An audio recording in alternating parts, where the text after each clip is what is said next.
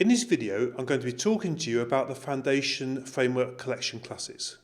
We've already talked about the Foundation Framework primitives. We talked about strings and dates and numbers.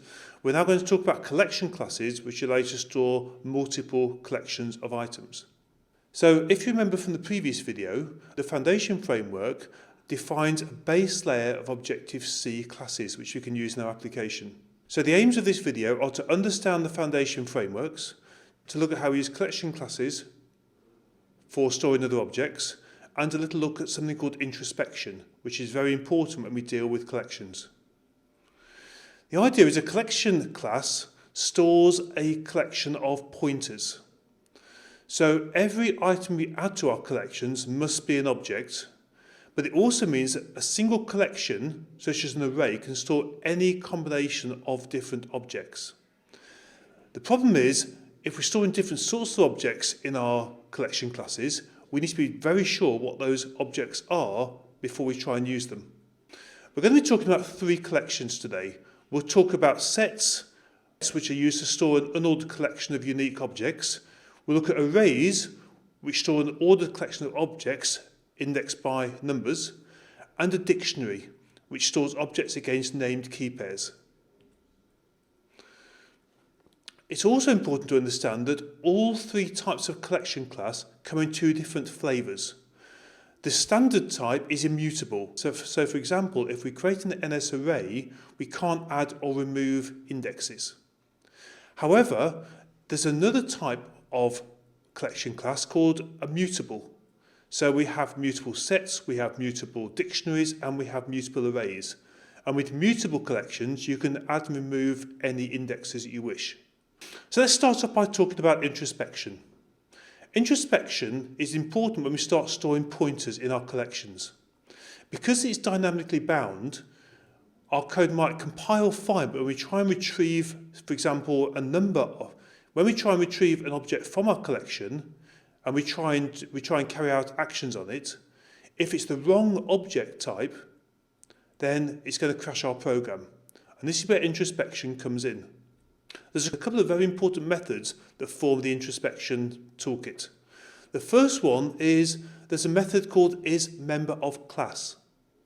And this returns true or false depending on whether the object you're looking at is a member of the specified class.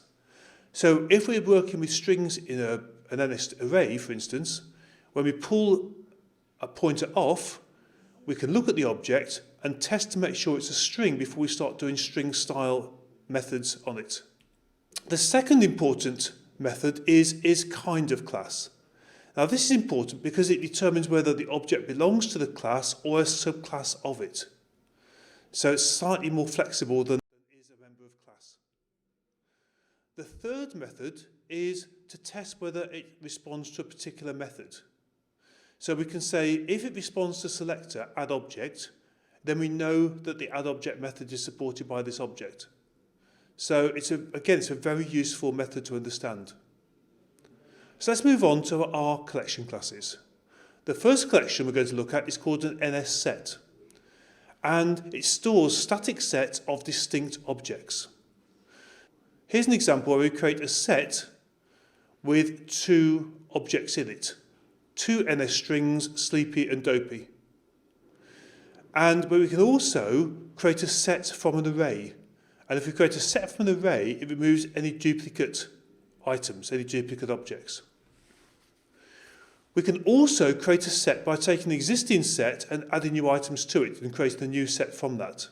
And we can either add objects to our existing set to create a new set, or we can merge two different sets together. So a very important property is count. And all our collection classes support the count property. And that returns an integer value of how many items are in the collection. A useful method for set is contains_object.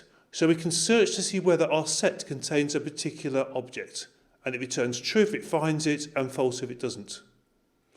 We can also look for subsets, intersects, and to see whether two sets are the same. The second collection class we're going to look at is called an NSArray. An NSArray is an ordered collection of objects which are indexed by integer values. And NSArrays are immutable, so once you've created an array, you can't add and remove new indexes. Obviously, it supports the count property. You can retrieve an object to the particular index, and also for building stacks and queues, you can retrieve the last object without having to know what index it is. So two ways to create an NSArray. You can either allocate it with the objects you want, or you can call the class method array with objects. Both work in exactly the same way. So let's have a look at how we access different indexes. Because all arrays start at index 0, to get the first item off the list, we'd call the method called object@index and pass it 0. For the last index in the array, we would call the last object method, which returns the last index. Another important concept is working between strings, such as CSV strings, and arrays. So let's start off by creating an array which contains 2 indexes. We can call a method called components joined by string. We specify the separator we want, and that returns all the objects from the array as a single NS string. And if we want to take a CSV file, for instance, we can convert each row into an array by calling the component separated by string on the CSV string. It's also handy to be able to loop through arrays. So in this example, we are looping through the people array, and we're pulling each pointer out as an NS string. We're using introspection to make sure that we are dealing with a string, and then we can log each of the array indexes to the log file. So a key variant of an NS array is an NS mutable array. And an NS mutable array adds the capabilities to be able to add and remove indexes without creating new arrays. So here we have an example. We create an empty NS mutable array, and then we call the addObject method. And there's a variation where you can add object at index, which pushes that lower index in the values down one slot. Another feature is sometimes if we've got an array, we want to make a mutable copy of it to be able to edit it. And all we do, we call the mutable copy method of the NSArray, which returns an NS mutable array. We can also remove objects from NS mutable arrays. So again, we can remove object from indexes, and also we can remove the last object from the NS mutable array. The next collection class is called an NSDictionary. An NSDictionary is a collection of objects referenced by unique keys. Each key value pair is called an entity, and one object represents the key, another object represents its value.